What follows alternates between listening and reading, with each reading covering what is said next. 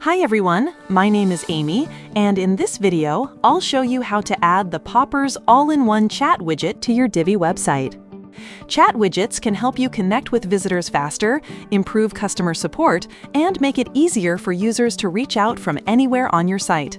So, let's get started. First, go to your Popper dashboard. Then click on Websites.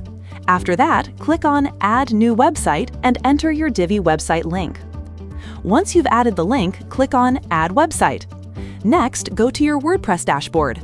In the Plugins section, search for the Popper plugin, then install and activate it. After activation, click on Popper from the left sidebar.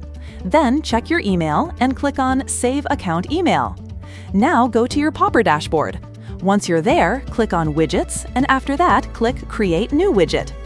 Now search for All-in-One Chat and open the widget. Once the widget opens, you'll see different app selection options. You can also update app details. Under the Content tab, you can customize things like the content, chat window, welcome message, and button label. In the Settings tab, you'll also find options to change the position, alignment, and turn the notification badge on or off. Lastly, under the Style tab, apply different styles and enable/disable animations. After you've finished customizing everything, click Publish Widget. Once it's published, copy the installation code.